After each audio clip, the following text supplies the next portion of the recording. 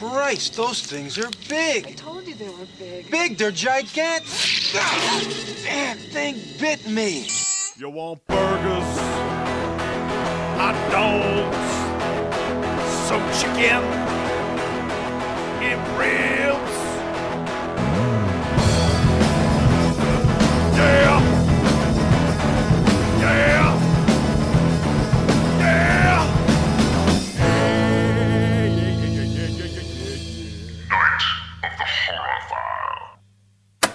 Oh, the weather outside is frightful, 'cause my balls are on fire. It's fucking hot.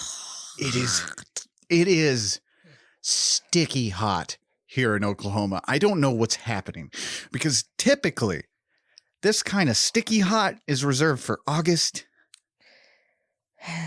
And I'm really worried about what's August going to bring. Are we going to burst into flames come August? We're going to be recording on some dipshit like horror movie. Just fucking. You're just going to hear the burning crisping of my flesh, dear listener. Yeah, it's Oh, it is terrible out. And I had to sit outside for 2 hours I today know. without water. Yeah. I mean, not like I drank water. I meant like swimming water. Like this would have been a perfect day to go to the lake. It's true. It's true. It's days like this where I'm like, is taking care of a pool that much work? And then I'm like, yeah, it kind of is. You know? I'm too lazy for a pool, you guys. It'd be fine for a week, and then like the next week it'd be green. It's true. It's fucking true. But anyway, we're going to try to cool you off tonight, or at least cool ourselves off, or at least we're going to try to pretend that it isn't hot as balls in the studio tonight, and that Ivan, our skeleton, isn't just melting in the corner. Do skeletons get hot? Is that a thing? I know he's packing a pretty big boner. Ha ha. Ha ha. Dad joke. Yeah. Anyway. Welcome to Night of the Horror File, a horror movie and genre film podcast where I take a horror movie and genre film and show it to my beautiful wife, Brittany, who then gives us her input. Sometimes she enjoys these things and sometimes she absolutely hates them. Right. Listener Request Month. That's where we're in. We are smack dab in the middle. Yeah. We're in the middle. We have 2 more movies to go after this. Nice. Listener Request Month, which is indeed the month where you get to program the schedule here on Night of the Horror File, you the listener. And remember, if your request didn't make it this month, you can always request throughout the year. And I put these in a big old giant hat. A digital hat. It goes into like, where's the hat? Is it a sombrero? No, like, can I see that's it? a good idea. We should start doing drawings, you know? Like videotape ourselves doing that out of a big sombrero. I don't want to videotape myself. This is why none of this is video medium, because Brittany refuses. And it's weird to do this by myself. But yeah, just request through the year, man. I'll get it in there. And maybe next year your request will be up if it's not up this time. And fear not, also, if you put in a request and I didn't choose it, that doesn't mean it won't get chosen next year. Like I save those requests in a little file, so fear not. But anyway, this week, what did we watch? Slugs. That's right, and this request comes from longtime listener Seth, and is indeed, as the title suggests, about killer slugs. There's no mystery here to this movie. I don't think there's like a twist at all. It's not like there's slugs and they kill people. It doesn't turn out to be like Angelica Houston at the end or anything like that. She's not even in this movie, strangely, but not strangely. I'm telling some weird. Know who that is?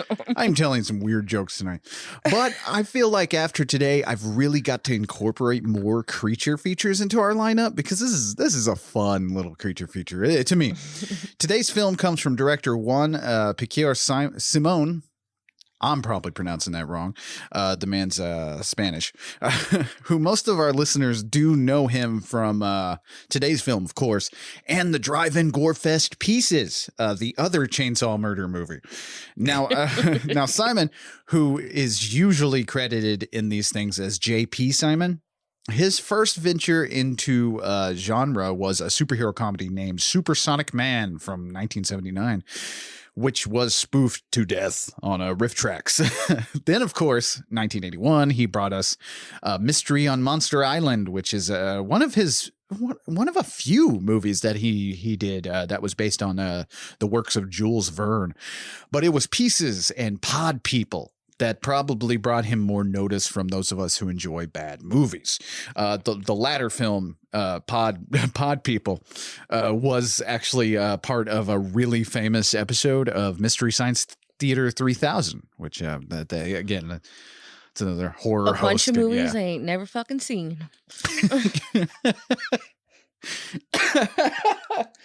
I don't know if we'll get to more of JP Simon's work. Obviously, we're going to do Pieces at some point. But the other movies, I will admit, besides Pod People, I've never seen his other movies. Oh. Yeah. Besides Pod Fake People, fan. Fake fan. I'm wearing a JP Simon shirt. But besides Pod People, today's feature, and Pieces, those are the three movies I've seen. But anyway, for today's film, Simón adapted it from the novel of the same name written by, it was a UK novel written by Sean Hudson. It's basically what we have today, only in novel form. So, it's pretty faithful to the novel. That's what's crazy about it. I read it years ago. I'm not even sure where I got a copy of that from. May have been one of those obscure novels in our public library. Oh, have you ever found those? It's just like, no. This is a thing someone wrote and it got published, huh? Slugs.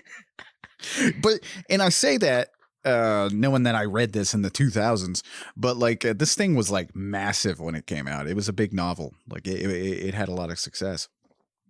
But I will say, it did have a sequel titled Breeding Ground, which strangely a film sequel to this was never made. But the novel was there. So somebody can come along and make a sequel to Slugs if they wanted to. Do we need it? No. I mean, the novel didn't need it either. Didn't they like do the thing and then the thing was done? And then well, according to that stinger, the thing wasn't completely done. Oh, bum, bum, bum. You're right. But anyway. Like I said, this was, it was based on a novel. Slugs is a book you can read, but like some of the best. I'm sorry. It's so funny that I read a book called Slugs. But like some of the best horror flicks, this one was filmed for under $1 million in a small, sleepy area of Lyons, New York. At least the stateside elements. A majority, notably the interior scenes, were shot in Spain, which I'll kind of talk about that later because you can tell if you watch closely that there are different sets being connected into one set. It's wild. Now, the idea to shoot in Lyons, New York came from production supervisor Larry Ann Evans. She had grown up in Lyons. There was also another movie shot around the same time there as Slugs, Lady in White, which came out the same year. They were shooting literally across the street from this production. Oh, wow. Yeah, there was quite a few movies being shot in Lyons, to the point where they gave it the nickname the Hollywood of the East for a short period of time, because it's such a picturesque, like, nowhere town, like just middle. Yeah. Yeah, it's just like a sleepy little town, and that's what you want for your picture sometimes. Released in the States by Roger Corman's New World Pictures, Slugs has never been quite as beloved as Pieces in JP Simon's filmography. But, let's change that today. Let's do that. Yeah, as we dive into Slugs, the movie from 1988. Why'd you say it like that? Because if you watch the movie, the title screen comes on and it says Slugs, the movie. And That what's makes really sense. funny is if you don't know this was based on a book, that title makes zero sense. Unless it's like, you mean like Slugs have their own movie? Like Santa Claus the movie, but Slugs the movie. Yeah. Yeah, it makes no sense unless you know that it was based on a novel. Technically, if we could hear any mower, that's our neighbors. Yeah. Like all of these people are our neighbors. Yeah, it is also It is also summer, so if you hear a mower in the background at any point, be aware that we live in the suburbs, and it is mowing season. And you got to do it late at night. Yeah, you got to mow late. It's like almost 9 o'clock here, and we're fucking mowing. We're getting the mowing on. Strap a flashlight on, and let's go to town. It's because it's 100 degrees outside. Yeah, because we don't want to melt. No. So the movie starts with a man and a woman, and they are out fishing. You know, and then they catch Lee's severed dick in this lake, and it got eaten off by slugs. I don't know what the joke was. I just know that they had to your severed dick. Holy shit. How would they know it's your dick? Yeah, I was going to say, is my name on it? I should get my name tattooed on my dick just in case, so they can find it if you cut it off. Remember, we talked about this. Anyway. Wait, there's other severed dicks that don't have names? You never know. The amount of assholes out there. I assume there's a lot of severed dicks just floating around. You gotta watch out. Just step on one. Wear your shoes outside.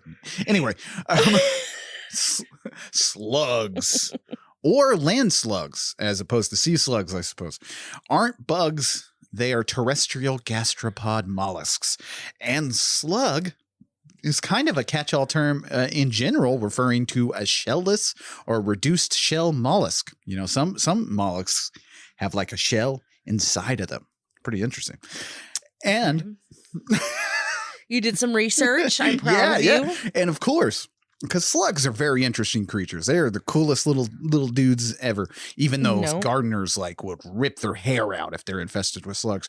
But of course, when they start having shells, you start calling them snails. When you get the big old shelled ones, then that's a snail. But it's still within kind of the same family as a slug, even though they aren't too closely related.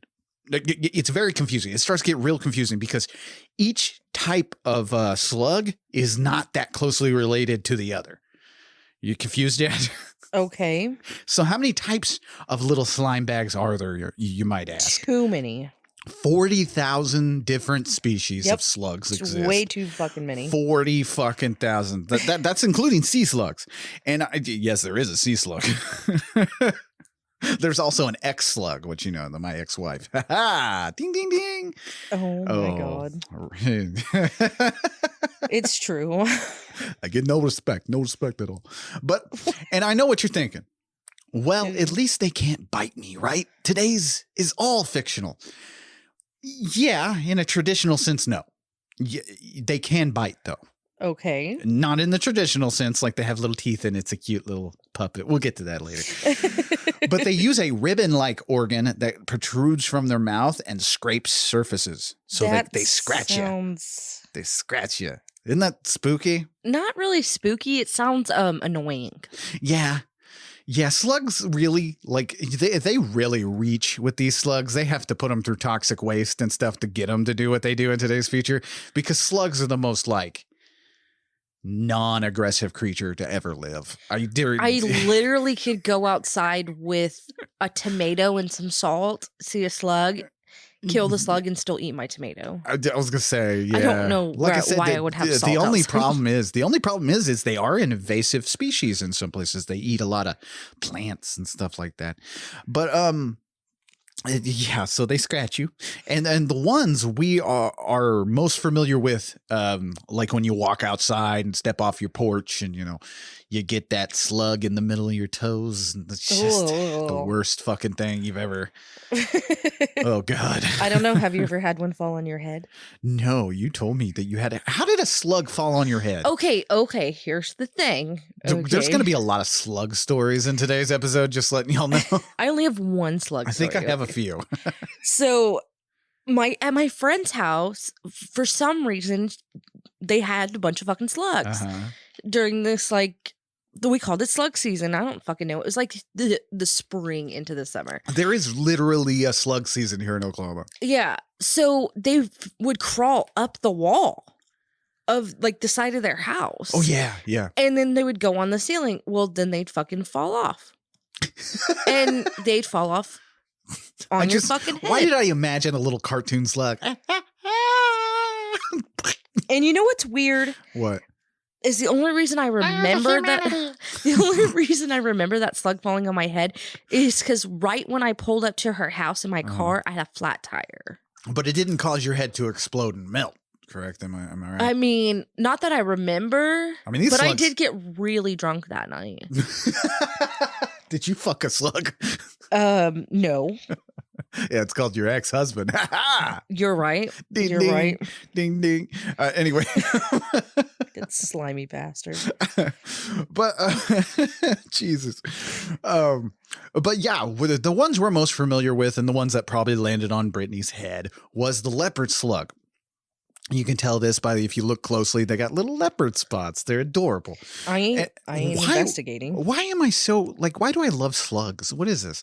The banana slug is a really cool slug. You know, it's like bright yellow. Really cool. Would you eat it? No. I don't know if I'd eat a slug. I feel like it'd be eating like some gack. You know, it'd be the same consistency. No. I'll starve. But in today's feature, if I had to guess, I'd say these are probably the black slugs. I had to guess. I watched a making of. These are the black slugs. Black slugs, which are a larger species. They get very big. The black slug does. The size of my hand sometimes. Big old fuckers. That's too much. Now, before you go killing all the slugs around your house in fear after today's feature, fear. I don't think slugs was to slugs what Jaws was to sharks. I really doubt anybody got up in arms and started shooting slugs out in their backyard. No, in Oklahoma, maybe. Just, hey, you fucking slugs, blam, blam. But before you go killing these things, they serve a very big importance. Most of the importance is food for other animals, but they also break down stuff and create nitrogen-rich fertilizers. Gardeners hate them, but really they eat fallen rotten tomatoes and stuff like that, which help. You just don't want them on your plant. It's like a love-hate little relationship you could have with the slug. You want them in your dirt, but you don't want them on your plant. Yeah, because they do for the dirt what earthworms do. Mm-hmm. You know, it's about the same thing, which earthworms eat them too. These are literally the food of nature. Earthworms eat slugs? I read it and I couldn't find a video on it, and it scares me that an earthworm is able to eat a slug, because a slug, it's the size of my small toe, you know, a big slug around here. Mm-hmm. And we have earthworms, and I'm like, could I just fall asleep in the yard and a earthworm just start gnawing on my toe? I don't know about that. That's fucking horrifying. I think we should be more worried about the earthworm. Little fucking hidden bastard out there scheming. But also earthworms are fucking stupid, because you know how many of those fuckers I see on the side, on the concrete, just fucking burn to a crisp? It's too wet. Oh no, it's too dry. Yeah, the earthworms. Not the best of Did you choices. know that earthworms, we're going to just have we are having a science class today. Okay. Have you ever inspected an earthworm and they have bands on them? Yeah. That's because that's two earthworms that have melded together. I thought you were about to go, that's how you tell the earthworm's age. No. Please don't. No. We already talked about the unrealistic of the semen from last episode. We don't need lines on the worm. No, so you could chop one part of the earthworm and the other part will just keep going. Ooh. Because it's two melded, fused together. I learned this a long time ago in Girl Scouts, and I want to say that one side's a female and one side's a male, but I don't know about that. I don't remember. I just remember it's two of them. Well, I know some slugs are hermaphroditic. Yeah. Which is, in today's case, true with these slugs in this movie. It plays a big role in the plot. Yeah. But anyway, slugs are important. Moving on to the picture. I'm sorry, you guys. Slugs are cool, man. Slug fact number 732. I bet you guys did not think you were going to tune in and learn a damn thing about slugs today, but you did. You sure did. There's nothing else going on. So. It's hot. It's hot. So a man and a woman are fishing, and the woman isn't very happy about it, and she wants to swim, but the man won't let her because they passed a sewer outlet on the way there, and So this is like sewer water. Why are you fishing in it then? Yeah. Like, are you doing this for sport? Because then, yeah, she has a point. Like, what? This is boring. Like, we're not going to eat this. Like, I really hope. Here in Oklahoma, we have a river, the Arkansas River. I'm sure many of you know that. But like, part of it is very dirty. The part that is about to hit the water treatment facility that sends it on down its way. Yeah. Yeah, we found out one of our friends from school was fishing and eating the trout out of the fucking. I was like, "You're disgusting, dude." The kids want to go swimming in it, and I'm like, "Nope, we're not doing that. Our river, not doing that. Our river is fucking disgusting. You could probably throw a dead body in there, and you never find it. It's true, and I want to. Well, unless the water level gets too low. True, then you're gonna find all sorts of dead bodies. But you've seen it low before because we have to drive. We live on the west side of the river, and to get almost anywhere, like our jobs and stuff like that, we have to go east of the river. True. So we drive over the river every day. Well, I do. You don't anymore, but. Was that? Did you just take a knock at me for being unemployed? No, like you haven't. When you worked at Whirlpool, you didn't drive across the river. True. There's no reason to drive across the river. That's what I'm saying. Is like okay, good point. You just didn't. Yeah. All right. But I drive over the river every day, and sometimes it's really low. It is. Yeah. That's not a day that you want to just drive your car into the river because there's nothing there at the bottom. You're just gonna crash into the ground. But then sometimes, so a couple years ago, they let the dam out. Oh my God, I thought we were going to die. What? We were so, like, Oklahomans were so frightened at the rise of the river. Okay, it flooded into one of our major streets, okay? Okay, true. I get it, Riverside was flooded. God, it was the disgusting. Hotel or the casino was flooded. Yeah, this place was disgusting, you guys. It was, this happened right before COVID. It was bad. Oklahoma. No, it flooded in a bunch of other places too. It did. Yeah, a bunch of other states too. But yeah, so you don't want to eat the fish out of our river. No, I'm sorry. You know, long story short. I'm sorry. Anyway. So this man feels something slimy because he's got his feet in the water, and then he gets pulled into the water. And the woman thinks that he's just messing around. So for like 5 minutes, she's like, stop messing around. Let's go home. Stop. Like, get out of there. Blah, blah, blah. All while this dude's fucking drowning. Yes. She's not doing anything. I mean, it is sewage water. He kind of deserves it for hanging his feet in the sewer water. Come on now. What are we doing? So she doesn't start freaking out until she sees this blood coming up out of the water. Ooh, now most your nature run amok movies owe a lot to The Birds, the Alfred Hitchcock flick. But post 1977, Jaws was the new kid on the block and set the standard when it came to creature flicks. You know, made around this time, Jaws, like, it had so many copycats come out.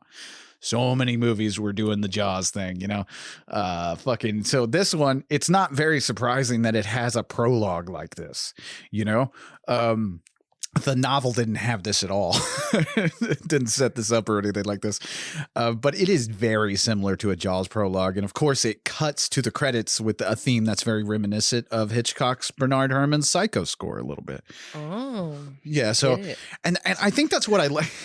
I think that Brittany never notices scores. No. But I think that's what I like about J.P. Simmons' movies is he always shows his influences with a type of glee. You know, like this Jaws opening. Pieces, you watch that movie, it nods to Texas Chainsaw so much you'll feel like it's kind of a quasi-sequel. But unlike those other nature run amok movies, including The Nest, which is about killer roaches that came out the same year as this has a good old standby of toxic waste, you know? Yep. Yeah, we're not we're not fucking around. We got some toxic waste. I'm good with that. I like a good toxic waste story. I think this is better than killer roaches. I don't know. For some reason, killer roaches freak me out more. You know why? You know? Because slugs typically don't come into your house. We did have a slug in our house one time. Yeah. I remember. He's a big old motherfucker. Yeah. Anyway, but roaches just don't. Please go away. Yeah. See, that's what I mean. I think roaches are scarier. Yeah. Like, they gotta be. Oh, you know what's even scarier? What? Bed bugs. Why have we not had a killer bed bug movie? We should make that. Maybe that's too scary. Wait, we should not make that because then we got to get actual bed bugs. No. You could craft a bed bug. Have you seen those things? That'd be easy. Okay. Just get like a piece of, I don't know, brown felt. Just fucking drag it by a string. You got your bed bug movie. Okay. But one thing that you noticed about this movie is the dubbing. Yes. Because we have a ton of Spanish actors, for good reason, of course. Most of this was shot in Spain. And Brittany totally notices the dubbing in this. I was like, why are they talking weird? Like, their mouths are not matching up to what they're saying. I was like, what the hell? Because we haven't really watched a lot of dubbed movies. Not a whole lot. The Italians do it a lot, but also the Spanish kind of movies that are like split productions where you have half of it filmed in Spain and probably Madrid, Spain, because I believe that's where J.P. Simmons from, but also New York. So you have a mix of cast, and when you get into it, if you look at these fucking sets, the interiors specifically, if you look when it cuts to one of the Americans speaking his lines, it's a completely different set than where the Spanish actor is. That makes a lot of sense. Yeah. While we're with a man, he's walking down the street. He almost gets run over by some punk kids. They're fucking with him or whatever. And he goes into this house, which I guess it's his house. I mean, they do say it's his house, but there's a lot of people just walking into houses in this movie. Yeah, but it's abandoned. It looks abandoned, right? Other people's houses, I should say. Right. There is a lot of characters entering houses. Other people's houses. But they do say that this is his house, but it needs to be demolished. It's almost abandoned or whatever. Yeah. He doesn't have power. And we cut to this shot of Slugs in his basement. You know, this is really like not out of the reach of possibilities because I could see us all entering this state of affairs. Yeah. We got no power. Oh, yeah. Oh, Jesus. I mean, he could take his trash out to the trash thing or like have a trash pile like in his backyard or something. But he throws all of his trash in his basement, and that's where all these fucking slugs are. And that might be why they're there. They're trying to eat something, and they got lots of food supply down there. There you go. See, slugs are very important. They get rid of your hoarder neighbor's trash, or at least they try. You know, they're doing their best. They're little, but they're hungry. So instead, when he lays down on this couch, he gets eaten by them. Instead. You know, I gotta hand it to this movie. We get a lot of slug related death. That's what you want. Yeah. You know, you want a lot of slug related death. They don't skimp on it. No. We get crazy too. It's not just, oh, the slugs are on me. No, you got like slugs on dead bodies. The bodies are exploding for no reason, but it's cool. Yep. This guy, by the way, that dies our first death, his name is Ron. And he'll come back into play a little bit later. I love the names in this movie. Ron, you have Kim, you have Mike. And then you have like Maureen. Yeah, Maureen. I did not add her because she was irrelevant. Yeah. There is a lovely set of hair here in a minute. We'll get to that. Whose hair? Kim's hair? No. What's his name? That dude with the blonde hair. You know, the curly blonde locks. It's gorgeous hair. Yeah. It's gorgeous hair. Anyway. Yeah. Anyway, so now we're with Kim and Mike, and they're a pretty distinguished couple. They're leaving. It's not a dinner party. It's like a bar, whatever party. It feels like they're overdressed. Very overdressed. Overdressed for this kind of party. And this scene is literally just to establish for us that Mike works as a health inspector, and Kim is a teacher. And this town is pretty small. They all know each other. What I love about JP's movies, he does not waste much time getting to who these characters are. We really don't like waste a shit ton of time seeing like a lot of like bureaucracy too much. Like when we do hit it to where we need it, like it's like real quick. It's like, well, he has no control. That's all you need to know. And that's what I love about these types of movies. And then we have his friend, what's his name? Don?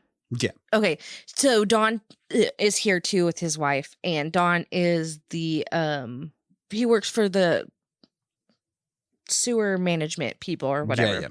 Anyway, so now we're at home with Kim and Mike, and she's dressed all sexy, and they're gonna do it. And then we get this zoom in shot of these slugs on their window. Dun, dun, dun. They're watching. The slugs are watching the sex. I mean, peeping Tom slugs. The slugs become a slasher icon in this movie. Yes. The slugs are a slasher villain in this film, if you haven't caught on yet. Now, Mike Brady, I guess Ward Cleaver would have been too on the nose, is played by Michael Garfield, who would go on to do Law and Order episodes of The Sopranos. He did quite a few things. But before this, he played a role in Walter Hill's The Warriors. I can't remember what role it was, but it's kind of small. But Slugs is a surprisingly sexy movie. Oh my gosh, yes. Yeah, you really don't expect this much sex in this movie, including an attempted rape, which I did not see coming. You know, you always forget in a movie called Slugs about killer slugs. And you see the cover, right? The guy's getting melted by slugs, his skull's exposed. It's a pretty badass cover. But you never think there's going to be attempted rape. You know, like that doesn't cross your mind. Everyone's so fucking horny in this movie. It's true. They're so fucking horny in this movie about slimy little creatures.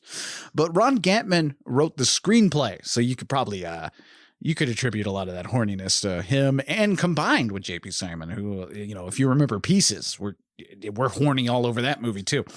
But Ron Gantman had worked previously with Simon on Mystery of Monster Island, which is again another one of those Jules Verne based movies that they did. And this movie follows the book very closely, which is kind of surprising. So that means Slugs, the book, is also horny. Oh, okay. We're very horny in the Slug movie. I mean, toxic waste. I'm going to chalk it up to toxic waste. But and yeah, I mentioned the slasher thing. Like if you watch this on a certain level, like it does follow kind of a slasher stereotypes. It's as true. we go. We even have a final person, you know, we have a final guy. It's true. Yeah. Damn. We got sex.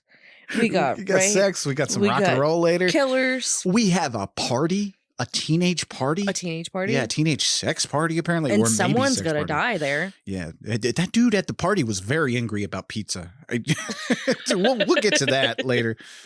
Anyway, so at the sheriff's office, a man is on the phone with his wife and says he can't come home to kill slugs. This is just setting us up that there's fucking slugs everywhere. Anyway, Mike goes there because he has a meeting with the sheriff. And are slugs like a spider? Would you call me at work to come kill a slug? Again with the salt. Yeah, you just dump that salt on it. You're good. I'm salt bombing. Like, we can buy more salt later. Like, sure. I will salt the fuck out of a fucking slug. Which they go like, we'll get to it later, but like the scientist in this movie. The Austin Powers scientist.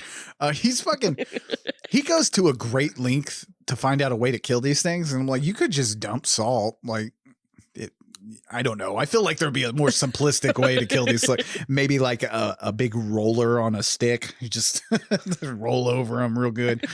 I don't think it's too bad. Anyway, we have people running from slugs later. So Mike has a meeting with the sheriff, and they drive over to Ron's house to check things out. Yeah. But they end up having to go in through a window, and they find this man completely eaten up. Like has no eyeballs. Oh, it's nothing. lovely. It is lovely. Oh yeah. And they show it all. You know, a few scenes of this were cut, especially a scene later on where a dude cuts his own hand off. Oh, yeah. Yeah, a lot of that was cut when it came out on VHS, but then eventually when it got to DVD, they reinstated. Surprisingly, Slugs was banned in Australia. Probably because they have, like, killer fucking slugs in Australia, because Australia has bad animals. I guess. The only thing I could come up with was the horniness of this movie was what got it banned in Australia. I bet not. I guess. I just don't see Slugs. I don't know. It's not that bad of a movie. Like I said, it's horny, but you don't see too much. There's one pornographic sex scene later on. Like, yeah, you see butt thrusting in between legs. Oh, yeah. Maybe because they have fucking killer animals in Australia. Fuck Australia. True. That's true. They're like, we don't need any reminders of all the killer animals we had in here.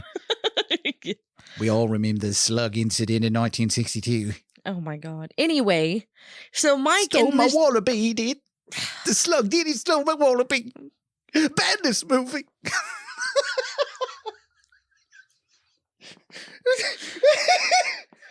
We have listeners in Australia. I'm so sorry, you guys. Do you have giant slugs down there? Let me know. Anyway, yeah, we do need to know if you I kind of want to know. Anyway, so Mike and the sheriff are trying to figure out what ate Ron, and Mike thinks it's rats. But where the fuck are the rats? That's a big leap, Mike. Yeah. Where are the rats? Because they still be there. I suppose what he's saying is maybe he died beforehand and then the rats just gnawed on him, I guess. They nommed him. I guess. I don't know. I don't. This corpse looks fan-fucking-tastic. Would you rather be eaten by slugs? Oh, I feel like the eating of the slugs in real life would be way too slow. Like here it's super fast. You didn't ask me, or you didn't let me finish. Oh, I'm sorry. I'm sorry. Would you rather be eaten by slugs or eaten by our cats? Again, if we're talking about the slugs in this movie, the slugs, because I feel like they do it pretty quick. Like they get in there, they pop your head open like a fucking cassava melon, and they get to your brains, and they kill you pretty quick. The cats, I feel like the cats are nibbling. I've seen our cats eat. They just nibble. They don't like, it's not like a dog where the dog's just eating. Right. Like, I feel like the cats are just nibbling your eyeballs. Like, it starts with the soft meats. What if they're like playing like with your eyeball, like around the house? See, and that's the indignant of a cat. It's just playing with your shit. Like, you're disabled, you're dead, and it's just playing with your nutsack before it eats it. It's just, that's not needed. Cats are rude. These are very rude animals when it comes to eating you. But these slugs, I think they do a very good job. Okay. Anyway. So I'm Team Slug. I'm Team Slug all the way. So Mike goes to work and he gets a call from a very demanding lady that wants him to come check out the sewer, even though that's not his job. But whatever. So Mike... Isn't he the health inspector? I mean, lady, I'm a health inspector. I don't think do health inspectors check out the sewer? No, but she was mad. I don't know. I believe that's the other guy's job. The other guy in this movie. So that's why he calls his friend Don. Right. So Mike and Don show up to check things out, and Don ends up going into the sewer to figure out what's going on, and he finds these chunks of meat. By the way, this looks like they went to the store and they got pork loins. I'm pretty sure they did. And they stuffed this thing with pork loins, and he just had to pull it out. Oh, who's putting meat down there? Like, when I watched this again for this show, I hadn't seen it in quite a number of years. Luckily, I still enjoyed the hell out of it, but I hadn't seen it in quite a number of years. And so when they found these chunks of meat, I'm not completely with the plot yet. I'm not remembering where it was. I thought we were about to have like a Betty White type villain in this movie, like in Lake Placid. Betty White's feeding the gator in that movie, the killer gator. She's like keeping it alive with food. Oh my God. So I was like, is that old lady who was angry about the sewer? Is she feeding these slugs? Probably not. We got to watch Lake Placid, man. That movie rocks. Betty White is feeding the killer gator. Nice. She fed her husband to it. In that movie. Well, I know where I'm doing with you. Oh, no, my mom has pigs for that. Oh, God. Just let the slugs take me now. Take me now, slugs. Not the pig? No. See, I feel like a pig's just going to be rude about it too. Just like, at least a dog might rip my throat out, kill me, and then start eating. But again, the pig is just, I don't know, it's going to pick something stupid to fucking gnaw on. No, the Like my pig eats foot. everything except for hair. That's what I mean. It's probably going to start eating my foot first. So now I'm just like fucking crippled, No. crawling around this I'll pig make sure pen. you're dead first. Oh, okay. They don't really eat live things. Oh, I mean, they will. Like, if there's a bunch of them, they'll trample you and eat you. man. My mom only has one pig. And people believe in God when nature is trying to murder us every day. Nature is built to murder us. Because they're smarter than us. Anyway. Anyway, so now we're at a burger joint with these high school kids that are having lunch. And they're talking about a goat killer that probably killed old man Ron. Does this ever come back? Like this They town talk has about a it goat killer? They talk about it. The high school kids talk about it. They're the only ones that talk about it. Yeah, I want to hear more of this legend. Is there a goatman in this town killing folks? I guess. Holy shit, could you imagine? Could you imagine if they go, because they go into the sewer to end all this later on. We'll get to it later. But like, could you imagine they go down to the sewer and the fucking goat man's there with like an axe or something? He's like, there's fucking slugs everywhere. What the? Even the goat man's surprised.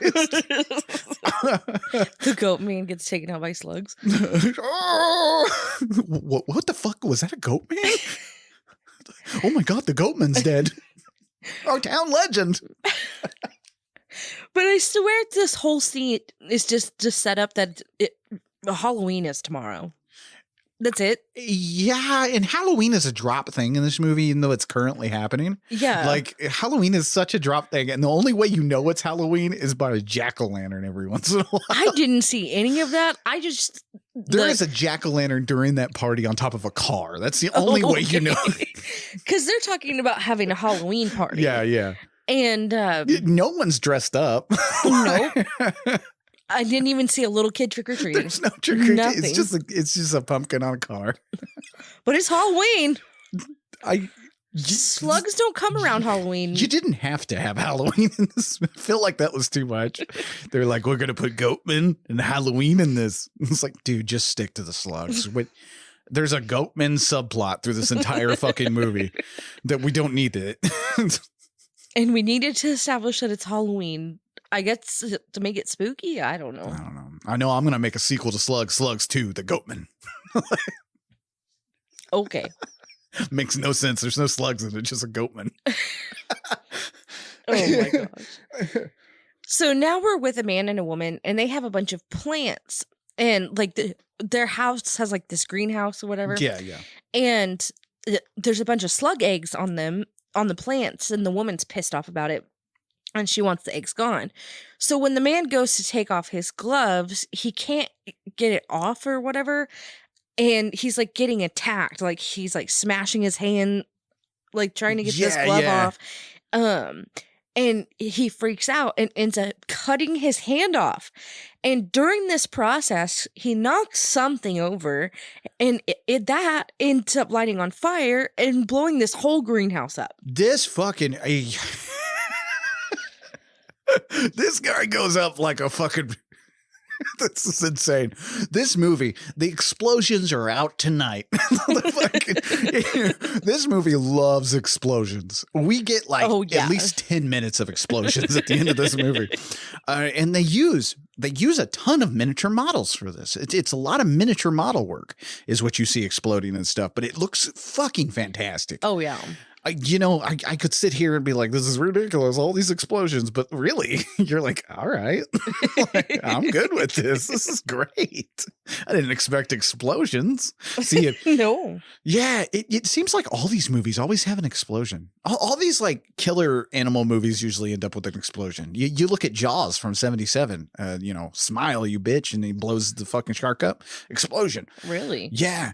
Yeah, in this movie, explosions out the ass, man. They're like, oh, you thought that one in Jaws was good. Well, here we go. We saved special budget. Yeah, motherfucker. And the effects, which I'll talk more about the special effects later on, but the special effects won a Goya Award. Goya is a Spanish equivalent of an Oscar in Spain. Yeah. Nice. So...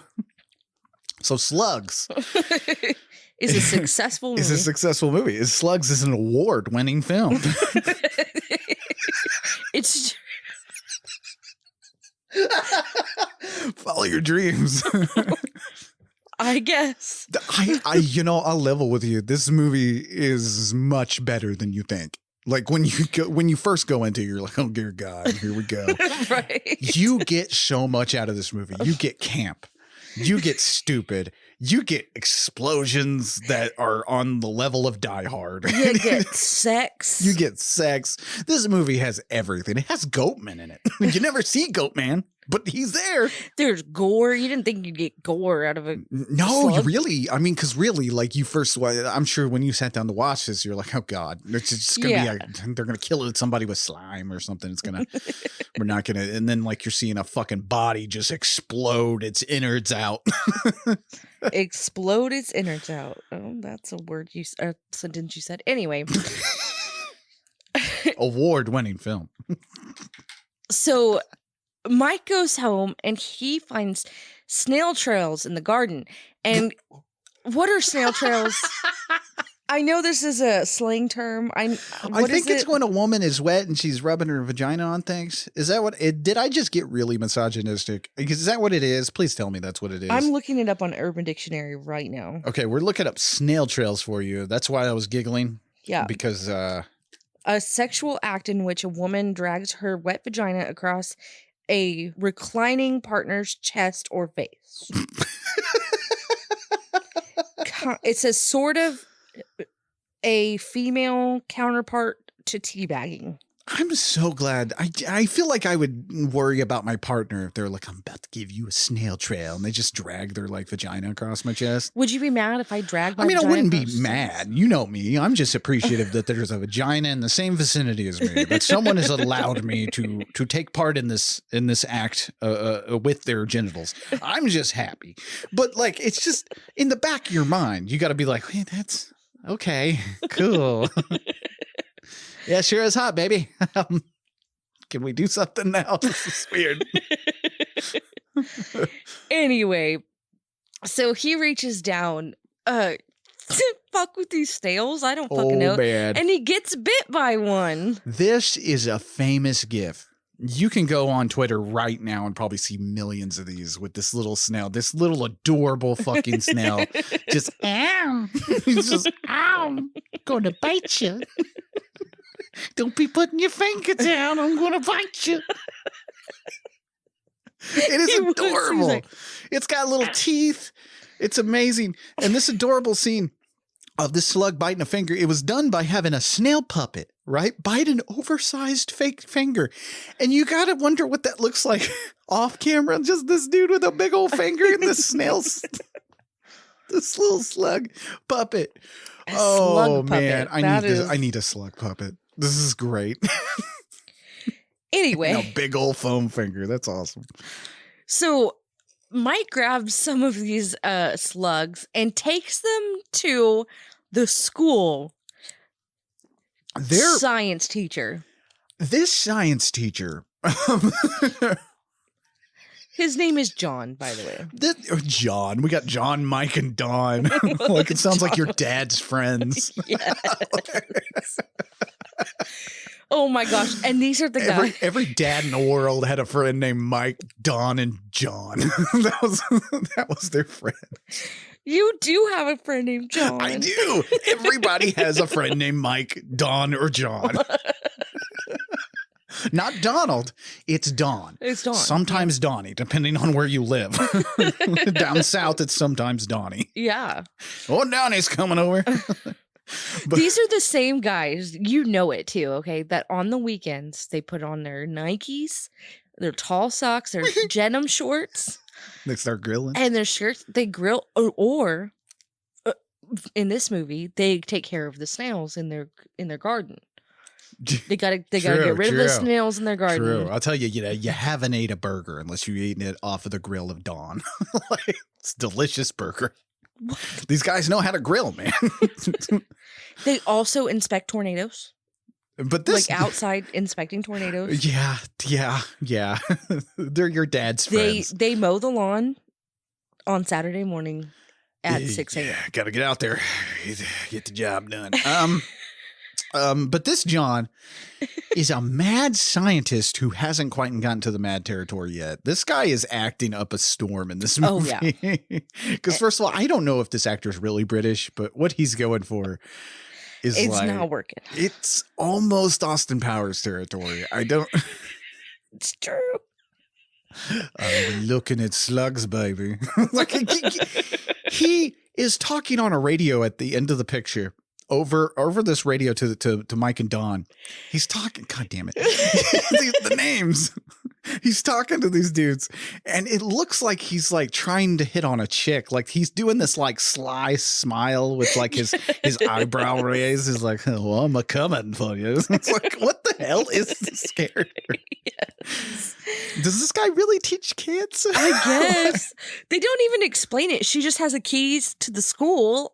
Well, she has these keys and they go to this building. Yeah. You know she's a teacher. You know she's going into the school to see the science teacher. I don't know. But he's great. He's great. So he tells them that snails very rarely eat meat. So Mike's like, or he's going to do some research. And Mike says, okay, I'll call you tomorrow. Right. Then we get to this really weird scene. And I kind of didn't. Okay. I left out a whole scene. Is this the character that's always chopping veggies?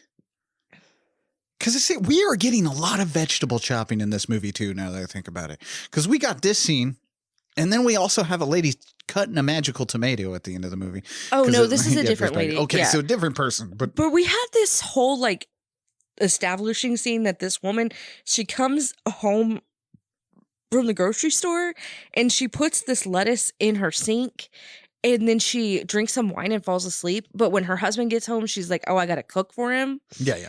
And so she gets up real quick and she starts chopping this lettuce. This is the scene I'm talking about now. Well, she's chopping this lettuce and it's got a slug in it. Yeah. And she's chopping it and she's chopping this slug up, but she doesn't see the bloody fucking slug in the green lettuce. Not one time. Why do I feel like this lady hates her husband? Like, I don't know. I just get the vibe. Like she's like, motherfucker. Oh, he's home. I'm gonna cook it. What is that? Is that a slug in it? Fuck it. He's eating it. He's eating a slug. I don't know because they're gonna do it. Again, we're horny in this fucking movie. He comes in and he's like, he's ready to fuck. And she was like, he's like, you want dinner now or later? Blah, blah, blah. All this small town living's got me hard as a rock. Oh my God. So then it cuts to later that night and the man starts having really bad stomach cramps. Yeah. Like he is fucked up. Yeah. And oh man, does this pay off? You know, because you're wondering when you're first seeing it, you're like, okay, is he going to turn into a giant slug? Better. So much better. Oh my God. So John, the scientist guy, is dissecting these slugs when one of them escapes the jar and kills this hamster that he has on his Which desk. you can definitely tell this hamster just got fitted with like a prosthetic. Yes. Has some food coloring on it. This hamster's like, what the fuck is on me? It's like walking around.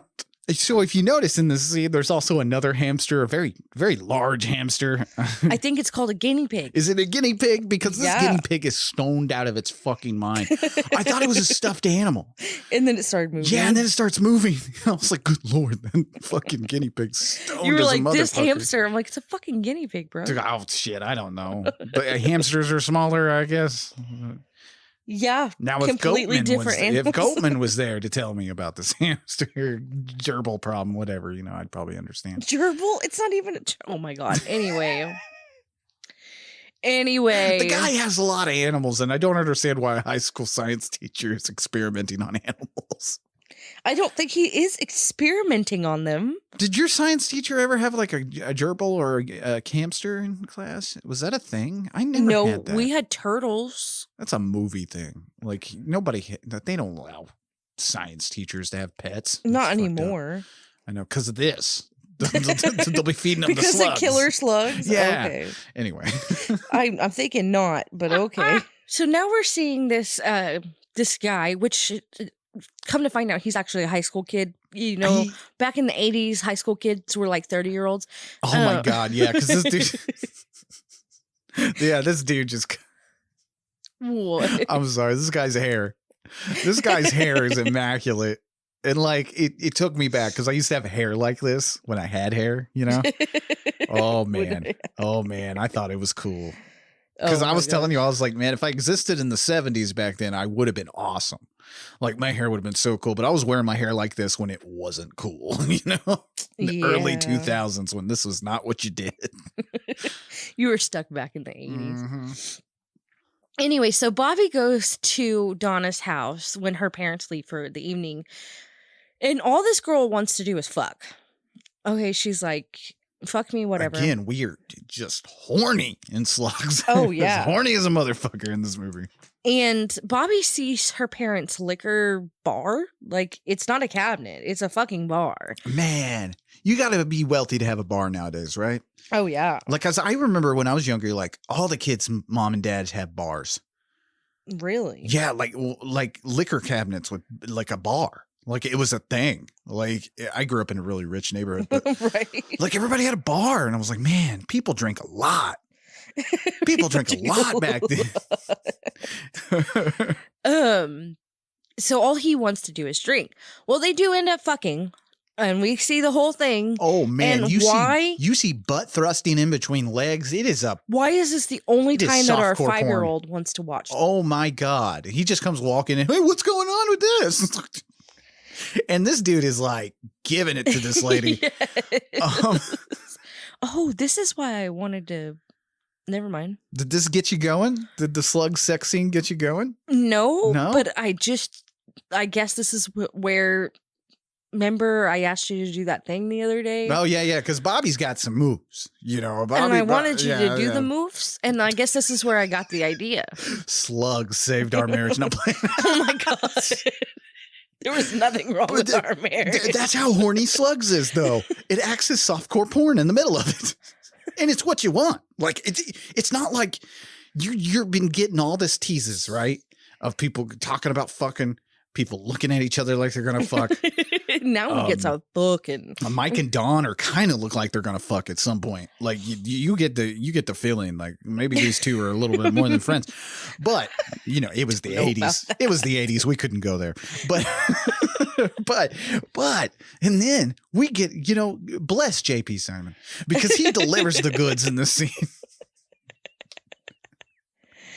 Oh my gosh. Anyway, so they fucking, and when they get done, there are slugs everywhere, all over the floor. Like just Jason everywhere. Voorhees, the slugs show up to sex. Yep. All over the place. They're ready. They're going to kill some motherfuckers tonight. So Bobby gets bit by one of them in the foot. And then Donna she gets up off the bed and she ends up slipping into this sea of slugs. And she gets eaten by them. And Bobby is just trying to book it out the fucking window. He does not make it, though.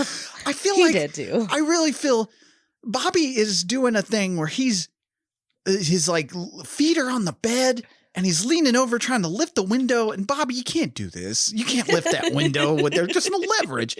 I feel like if you just stood up on the bed as Bobby, if you just stood up on the bed, knowing that you're probably getting eaten by these slugs because your girlfriend's down there with no eyes, like it's fucked up.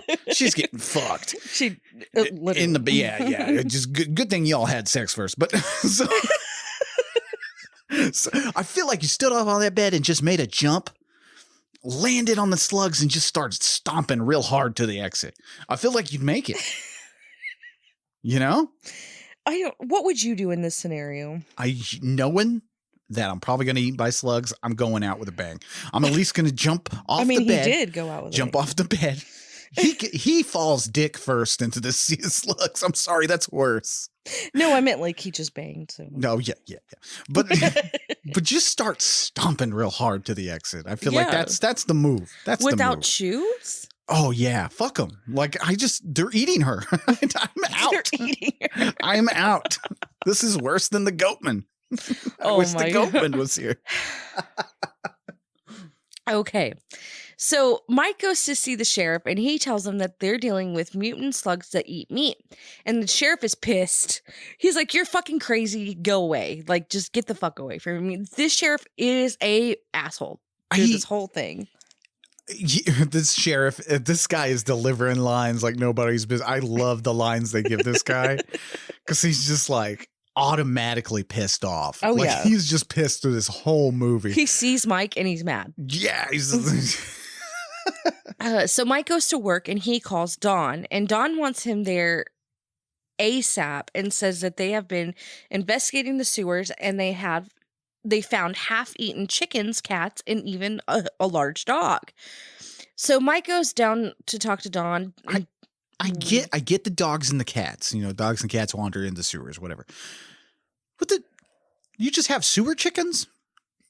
The chickens just naturally wander into the sewer? Right. How many chickens are in this town that you have sewer chickens? Sewer chickens. Is that a thing?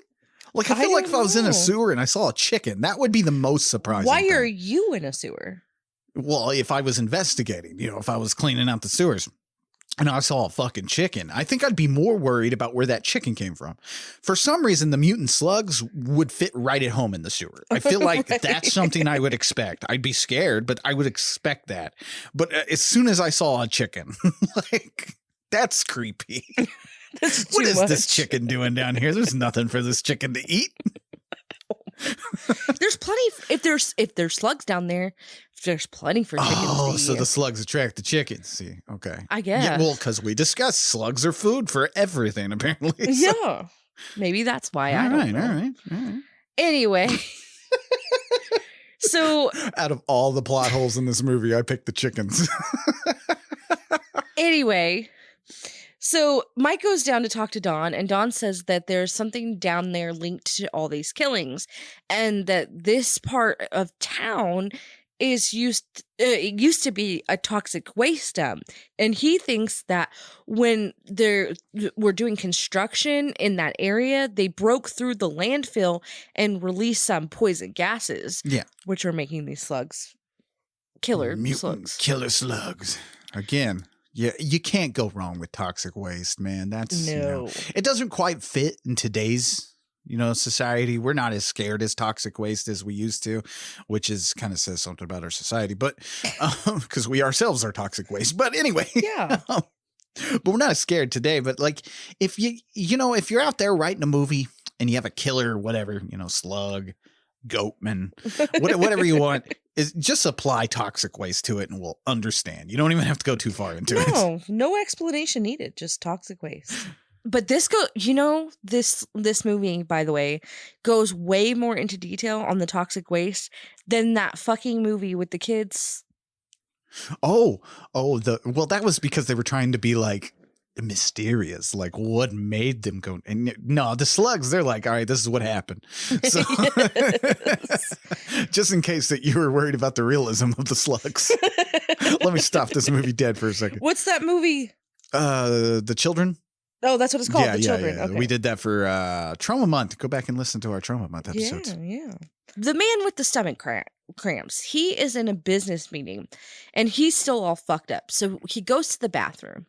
Then he notices that his nose is bleeding. Oh, man. He gets cleaned up. He goes back to the table and he starts to bleed more. By the way, this is so gross to me. He bleeds into Lord. his drink and he's Lord. drinking it with his blood. I was like, ugh. Because really, for this movie, they could have just had him keel over and die up the table or like, his ears are bleeding or something like that.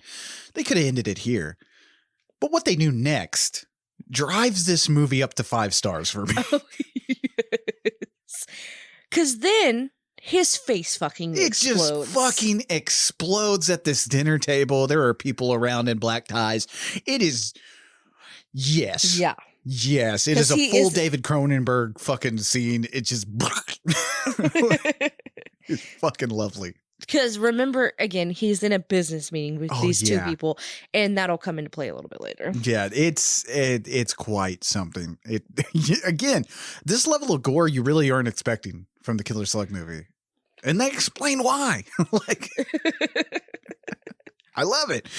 Which again, this scene is one of those holy fucking shit. Oh yeah. Like you get an audible thing out of you because you're watching it. And the deaths we've seen have mostly been people rolling around in slugs, melting kind of. That dude earlier, he got fucking eaten. He chopped his hand off and exploded. People explode in this movie. And then when this happens, you're like, whoa. Oh, fuck. In the middle of this fucking restaurant. Anything can happen in slugs. This is great. Now, the effects on this movie are, like I said, surprisingly fun. And those come from Basilio Cortillo and Carlo De Marchis. Sorry. De Marquis, I think. You guys, Oklahoma. But they actually, Carlo De Marquis, he also worked on the movie Alien. He worked on the team on that. Now, they could have just used rubber slugs through this entire movie. You know, like they could have thrown rubber slugs at people. It would have been a cheap alternative. But no, that would have been too easy for this crew. They fill our screen with thousands of real live black slugs. I mean, they got to look real. Yeah. And when it's like sea of slugs, obviously, you have some fake ones mixed in with the real ones. Oh, yeah. But other scenes, they use live elvers. Which, if you're not confused about that, they're just juvenile eels, like smaller eels. So, and that's it looks great. It does. Like, and that's kind of what you want, for a movie with killer slugs. It almost keeps this movie from going too ridiculous. Yes. The way the slugs look. Yes. Like, because if it was just puppet slugs the entire time, as adorable as that would have been, like. I still want more. I still want more of that little snail puppet. That's just. I wish there was more of that. I'm gonna find a sale something for you. Oh God, it's so adorable. Just ow, I'll bite you. He doesn't sound like that, by the way. No, but in your mind he does. Because as soon as you get ow, oh my bite your finger. Oh my God. Anyway. So Mike gets a call from the sheriff to go down to the restaurant, and the owner and chef are freaking out, and they're saying that they don't have worms in their food, and the sheriff's like, you need to investigate, make sure that it's not worms in their food. Okay, by the way, what kind of fucking worms are going to be in their food that's going to make some dude's face explode anyway? I'm not eating there for a while, just in case. That's all I got to say. Did you hear about Did you see that dude's face exploding? I couldn't finish my steak. It was disgusting. So Mike takes some of the worms in a jar, and he takes these worms to John, the science guy. John, the science guy. Oh my God. Hello. So John says that these worms are found in the bloodstream of slugs. And Johnson wants to know where he found them. And Mike's like... In a dude's face. Yeah. He's like, yeah, my friend's face. And then John says that the slime they put out, if given in large enough doses, kills people after paralyzing them. Or things. He didn't say people. They kill after paralyzing. Anyway. Oh, I thought they were nom-nomming. Just keep going. We don't have to. The movie does stop dead for this. For us to get an explanation of these slugs, which I'm a sucker for in these kind of nature run amok movies. Oh, yeah. The scientist stops us all dead and is like, okay, this is what we're dealing with. And he says that they just need somewhere dark and moist to breed, and just like the sewer, dark and moist. Yeah. And that, okay, but I didn't understand, because he says that they are, what is the word? Starts with an H. Hermaphroditic. Hermaphroditic. Which basically means they can breed asexually. So, but why would they need a breeding spot? If they're not breeding. I'm cutting this movie some slack. There's a few contradictions about the slugs, because also we were led to believe they're just eating people. But now they're infected with these worms that are inside the slugs. but I thought it was the toxic waste. Did the toxic waste mutate the worms inside the slugs? I don't know. See, that's we're reading too much into. Yeah, slugs. you gotta just not. You gotta stop there. Yeah, just enjoy the face explosion. Yeah. Just worry about that. So the people from the greenhouse, it shoots back to them for some reason. They're dead. They're taken over by slugs, and one of the bodies just spews blood. Now, I thought the greenhouse exploded. I did too. So who are these people? I guess it's just another greenhouse. Like, I don't know. Maybe it wasn't a greenhouse. I don't fucking know. It's all there so we can see this fucking body explode. Yes. It's lovely. It was pretty cool. Yeah, that's all it's there for, man. That's all we're here for. I think they put that scene there because that didn't make any sense. That was kind of weird how he explained the slug worms thing. I don't know. Throw an exploding body. Right. That'll get everybody's mind off of it because it does. Yeah. It's scenes like that keep you from being like, wow, this is really not making a lot of sense. Whoa, a guy's face exploded. Right. So Mike gets a call to rush home, and when he gets there, he finds a bunch of slugs in the sink, and he does the smartest thing that anybody does in this fucking movie. He fucking smashes them. Nobody tries to smash these things. Nobody. Like it barely. Like I said, old Bobby could have probably saved himself by just stomping real hard. But no, he went dick first into the sea slugs. And yes, Mike is our smartest guy. Which is weird. Anyway. There's a little bit of dumb at the end of this movie. A whole lot of dumb. That causes someone to die. I'm debating on whether that's Mike's fault. We'll get to it. So this is an establishing scene also to show that the slugs are coming out of the faucet. Yeah. Fuck. If there are slugs coming out of my faucet, I'm moving. The city's got to take care of that, right? Like if the slugs are coming out of the water. This is the slug's house now. I'm out. This is the slug's house. I'm out now. The slowest invasion of any creature ever. So Mike ends up storming into the water supply company and demands that the water gets shut off to the south end, the south end side of town. He says the contaminated water could spread to the whole town, and then they have a big disaster. And the water guy refuses. He just laughs at him and thinks that Mike is crazy. No one really officially tests these things to like find out if the hired person you hired apparently to watch everything, even though he's the health inspector. The guy you hired to do this is telling you something. You just don't want to. In Jaws, it makes sense. It makes complete sense because they don't want to shut down the beaches because of tourist season. Yeah. I understand that. Why aren't these guys shutting down things? Like there's some kind of like development coming, but at the same time, like, couldn't that just keep going? Like, it's not that serious. Like you shut off the water for a little bit. And the lines in this movie are amazing. Again, this dude in bad dubbing stands up and says, you don't have the authority to declare happy birthday. That gets me every time. Jesus. But yeah, the amount of terrible dubbing and bad translations are what gives this movie like that added layer of camp you need. Yeah. If you look, though, like I said, this especially is where it's very apparent where these two actors are in different parts of the world. They are not talking to each other. It's very true. So now Mike goes to talk to the mayor and he says there's a potential disaster about to happen. And Mike wants the mayor to get the water shut off to the south end of town. Like, yeah, it's the other guy. And the mayor thinks he's crazy too. By the way, before this, he had interrupted a business meeting that the mayor was having with these two people that were having the business meeting with the exploding head guy. We're never quite explained what these business meetings are, which again, like I said, that's why like it made sense in Jaws that they wouldn't go ahead and do what the dude's saying. But here it's like they don't explain why they're there, but they're going to sign something for the city. I don't know.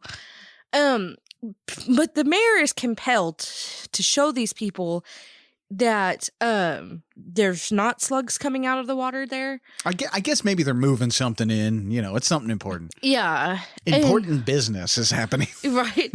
And he goes to show them, and there's no slugs coming out of the water. So they go on with their signing. They're like, okay, I'll sign for this, whatever. So then the secretary for the water guy gets back from lunch and finds him covered in slugs and dead. He's getting eaten. Yeah, this fucking water dude just... He got eaten. He should have listened. These slugs are all over me. Oh no. Oh no. Happy birthday. Oh my God. That's the level of dubbing we have in this movie. Oh my God. Oh, it's lovely. Mike and John are together, and John is showing him a way to blow up these slugs. Not salt, by the way. It's like it's a science experiment where he's turned this this arsenic or something into like where it reacts with moisture and it explodes. Right. And that's where I was like, could you just have made a salt solution? Like that's less dangerous? Right. Because we'll see in a minute why we don't do this. Yeah, why we just John the science guy. John. So they decide that they're going to take out the main nests in the sewer and try not to blow up the whole town. But they're going to risk it. In about 3 hours, they're going to meet back up. I love it because that's where it drops. They're like, oh, fuck it. This might explode the entire town. That's a risk I'm willing to take. These motherfuckers didn't believe me.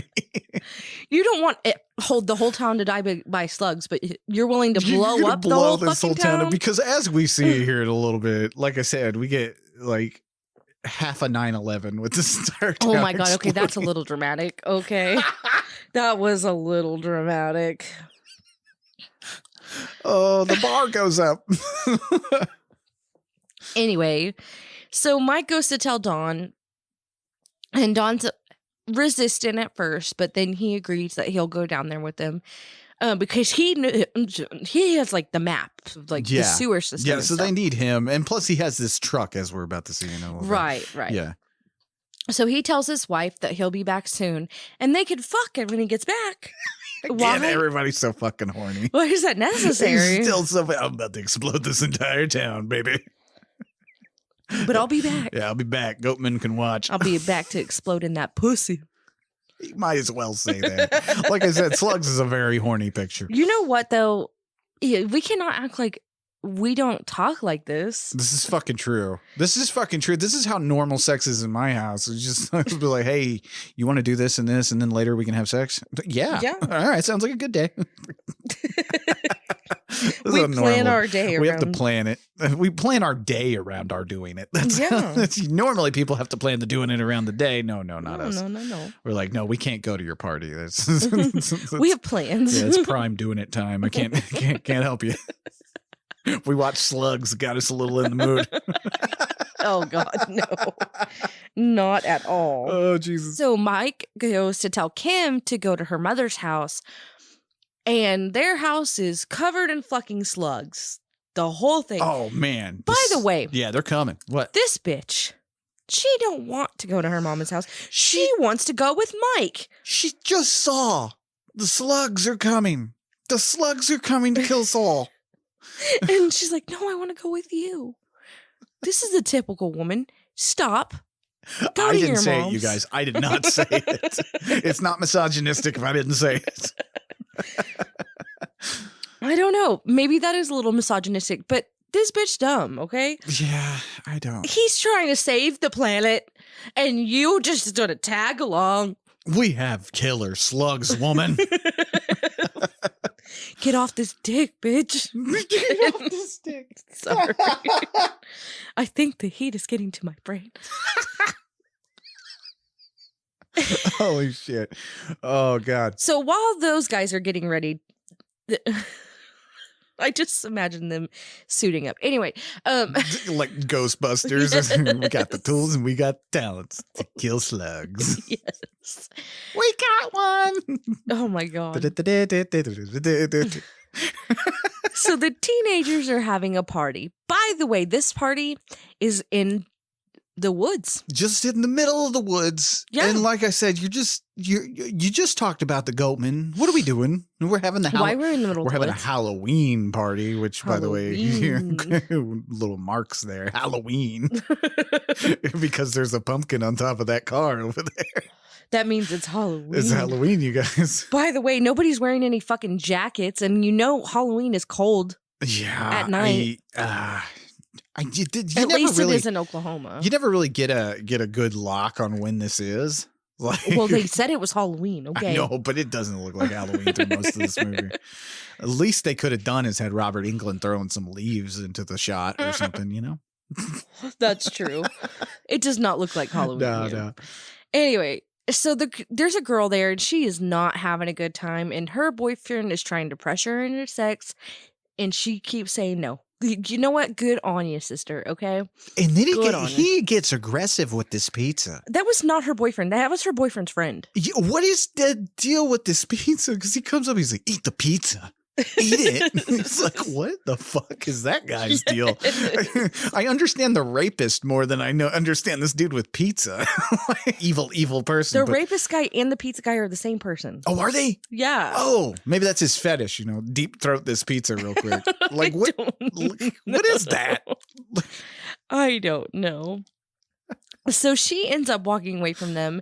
The friend jumps on her. He's got this mask on. You should eat the pizza. I guess you didn't see this, but when he goes around this car, he has a mask in his hand. I totally didn't it's the only Halloween accessory in the movie because when this happens, I thought it was somebody else. At first, I thought it was Goatman. I thought Goatman had come. I thought we were about to have our secret slasher movie that's been happening the entire movie. No, he goes around the side of the car and he has got a mask on and she walks away from her boyfriend. And you're surprised at the amount of sex in this movie. And then you're surprised because a sexual assault is about to take place. Yes. In the Slug movie. Because he chases her down in the woods and is trying to rape her or whatever. Also, why? I don't know. So she runs off. She runs off and she ends up jumping into the sewer and she gets eaten by slugs. Not a good night. Not a good night. You fought off a sexual assault to just be eaten by slugs. It's not fun. And Slugs is definitely J.P. Simon trying to be a little bit more mainstream. You can definitely tell that if you compare this movie to his other films. But he totally cannot fucking help himself with adding sleaze here and there. Yes. This is an example of it bleeding through. Like I said, you never thought of a movie about killer slugs could get this sleazy, but it totally does. Now, Tammy Rieger, who plays our unfortunate victim of two nasty creatures, slugs and, rapists, she said it was super cold this night. And they had to do this scene a ton of times. They had to keep filming it, mostly because she was too good at fighting this guy off and she wasn't showing enough skin. Oh, okay. We're shooting a killer slug movie, you guys. What are we doing? We need more skin. We're going to have to see more thigh. That's ew. But anyway, also, most of the people you see during the party, they're all friends and family of actors and stuff like that. Because basically J.P. Simon was like, okay, we're shooting this scene. It's supposed to be a party. Invite any friend that you have. Invite them all. Tammy herself showed up with a car full of cousins.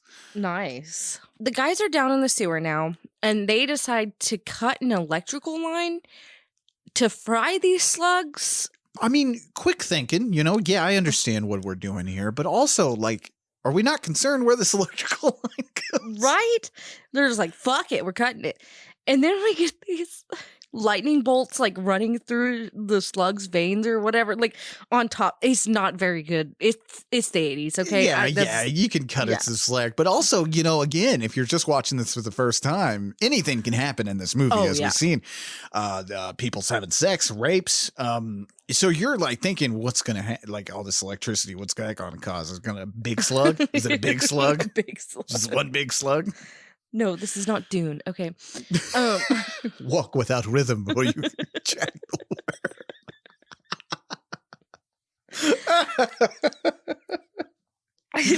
Oh, I'm sorry. Anyway, so they end up finding the main breeding ground for these slugs, and they're trying to find a way out. Well, John is above ground. He's trying to get this manhole cover off. So I'm coming for you, baby. Oh my god! So the slugs make you randy. Oh god, I'm doing an Austin Powers impersonation in 2022. He's trying to get this manhole cover off. And then the only thing I can think about in this whole thing is, why did they have a crowbar and he had a pickaxe? They took the crowbar and left him with the pickaxe. And he can't fucking get this. He's trying to get this manhole off with a pickaxe. So this is all I can think about. But then the sheriff shows up. He gets the manhole cover off. And he gets it off as Dawn gets swept into the slug breeding ground. Which is crazy because, okay, so this is where I was saying Mike caused this man's death. Because, like, because first of all, they're prying this door off and it shoots a bunch of waters and sprays Dawn into the fucking right. It like pit. shoots him into it. The watery pit of death is what it does. And then we see, because where they're at, they think they're stuck. And then we see Mike proceed to fucking climb across the pipe to where he could get to the other side, but he's trying to help Dawn. I'm like, why didn't you guys do that to begin with? If you're capable of that, why did poor Dawn have to die? Because we need to have a final guy. I know we gotta have one more body count, but poor Dawn had to go down, and he oh man, he gets eaten. He gets eaten bad. His half of his head is gone. When he floats back up, his brains are pouring out. And then he gets pulled back down. Like, it's bad. It's bad. But Mike gets out of the manhole cover and John pours his chemical stuff in there. And the town just starts getting fucked the fuck up. We see businesses blowing up. We are exploding in this entire fucking film. Like at least a good 2 to 3 minutes. Realistically, I said 10 minutes earlier, but realistically, this is at least 2 minutes of explosion. And you got to think, what about that poor lady who's sitting on the toilet or something? Like, I got to take a shit. Oh, Lord. You know? Like, does she get eaten by slugs? I don't know. I think she got her asshole exploded out. Like, oh, the town is saved except for all the buildings are blown up. But it is again some fantastic explosions, man. Some fantastic exploding. Everything's coming to a close. And fucking Kim just shows up the same time that the police come. They hug, and it's like this, like, score kicks in. It's like, is this a fucking romance movie? What is happening? Again, we are horny. You're like, oh, good, they're gonna fuck here in a minute. But then we see one lonely slug. Oh man, the close in on this one slug, and it's just being a slug, and the music goes boom. And this slug is ready to fuck up the nation.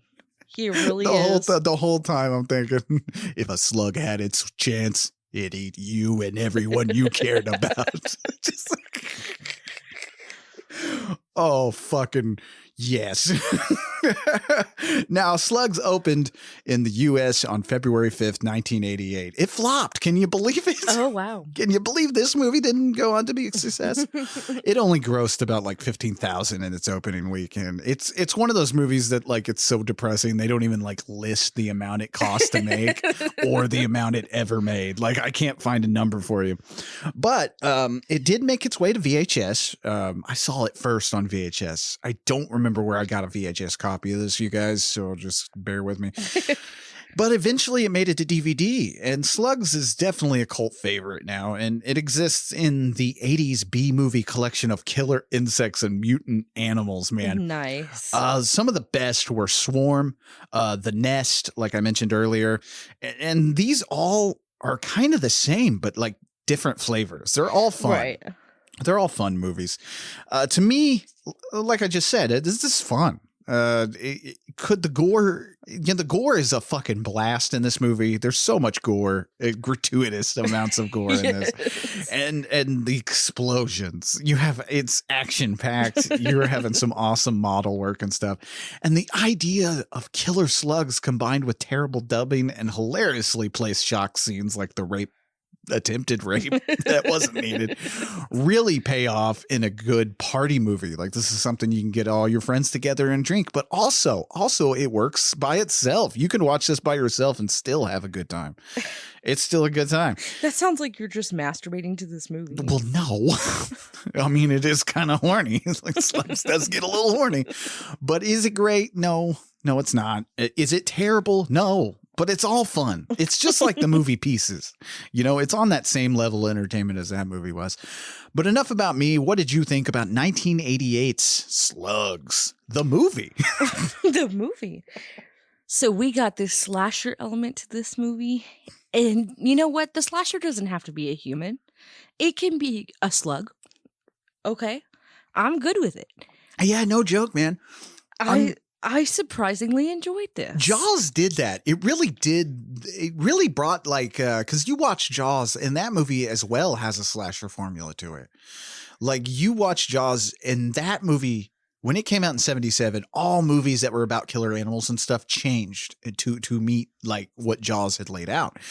And so like, I think that's why all these are so much fucking fun. Right. That came after. You could go back and you watch the stuff from like the early 70s, the 60s and 50s especially, and they all have a certain type of feel, you know, even the ones that do tend to go the toxic waste area. And those killer monster movies are very different. Right. Pre-Jaws and then post-Jaws. And for some reason, like, you could watch any of these from the 80s, any of these killer creature movies and have a good time with it. It's so much fun because it's a slasher movie with an insect or with a slug. It's and usually I don't like outrageous movies. We know this, right? Yeah. But this is funny.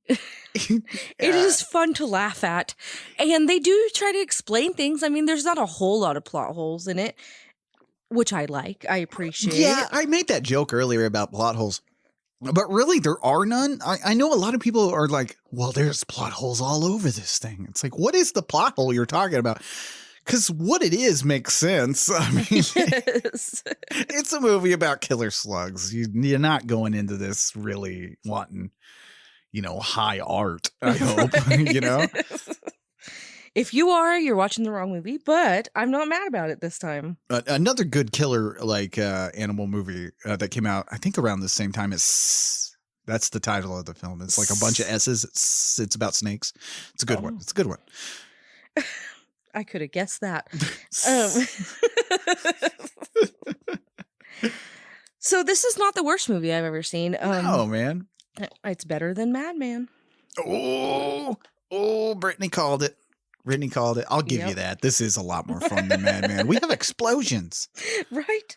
Man, just those explosions knock this up to a top. You know, for me, it's so much fucking fun. It's a blast. Yeah.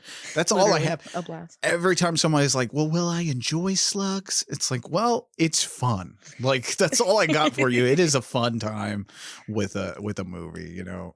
It is what it is. I like that it doesn't get political or anything like that. Yeah, we don't really get too much politics besides you get a little bureaucracy here and there with them not believing the health inspector. But I mean, it sounds a little outrageous though. It's true because he never brings a slug to these people to show them or anything like that. Because if you just showed the slug nom in your finger, I think that would convince everyone. But he never does that. He just shows up at people's offices and is like, there are killer slugs in the water supply. All right, crazy man, get out of here. Oh, you cannot tell me it's normal for this town to have so many deaths in one day. That's what's crazy is there's people dying left and right. There are stories of the Goatman, you know. Again, I need the sequel, Slugs 2, the Goatman. We don't need that. Nobody needs that. Don't make that movie. But anyway, yeah, Slugs never had a sequel. It could. The book had a sequel. So it very much could have a sequel one day. Who knows?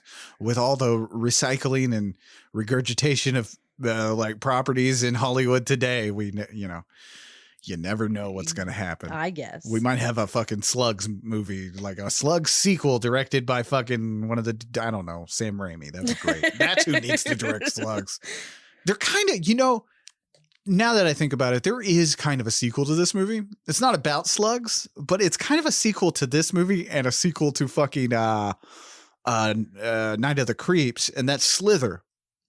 Which Slither combines these two kind of like ideas where it's very fun and it's stupid and it goes with it. You know, it's alien slugs from outer space is what Slither does. Oh. Yeah, it's a fun time. Go check out Slither for more of that. That's a more example that like these movies could be done in a more modern setting. If they got there from outer space with all these explosions from this. True. Like it shot them into space. I could use a lot more of these types of movies. There are none of these movies being made anymore, which is kind of weird, you know? Like all the movies, aside from indie theater and stuff, that's its own thing. There's a lot of that there. Like the newest one I could say that was any good is something called Itsy Bitsy. It's about spiders. Very good movie. Yeah, fuck that. Very fucking freaky. It got me, man. There's like one scene where a spider flies out of the wall and it's yeah, it's fucked up. See, there's one movies that I will not watch. I quit the podcast before I will watch a spider movie, okay? But Hollywood's too up its ass with like remakes and Marvel movies and stuff. They even give a shit about something like this, but like I would kill for another movie. It's funny to think back, like there in the 90s we started getting a ton of them, like Anaconda. Like you remember Anaconda? That was a blockbuster movie. Yeah. It's so funny how quaint to think back when like one of the number one movies in the theaters for a weekend was Anaconda with John Voight. Like wow. An Ice Cube versus a big snake. Are you serious? Yeah, I'm not even joking. Anaconda's a fucking blast, but I do wish there were more of these movies being made that were like you could go to the theater and watch because they're a lot. It's a fun time. You know, it's such a cookie cutter formula that it always works. Yeah. You know, have like, I don't know, apply big monster here and go with it. It amazes me that nobody wants to do these anymore. But anyway, that's Slugs from 1988. Now next week, listener request month continues with a movie. I don't even know where to begin to explain this movie. Okay. It's called Kuso. It's directed by Flying Lotus, and it came out in 2017. It's a vignette of 4 different stories, and it is the most whacked movie I think we've ever covered on here. Great. So it's an anthology. It is. Oh, I'm learning terms. I'll leave you at that. We're covering Kuso from 2017, directed by Flying Lotus, and Daddy Man requested that from Twitter. So, yeah. So anyway, Brittany's like, oh dear God, what am I doing? But anyway, until next week when we get really fucking weird, I'm Lee Evans saying stay spooky. And I'm Brittany, stay horrific. Bye-bye. Bye. Thanks for listening. To get a hold of us and submit your stories, fan mail, and death threats, you can find us on Twitter, Instagram, Facebook, and nightofthehorrifile.com. Our theme song was written and performed by John Brennan, used with permission. Find John at shopjb.bandcamp.com and at badtechno.com. If you like what you hear, leave a good review wherever you listen to podcasts, and share the show on your social media. See you next week.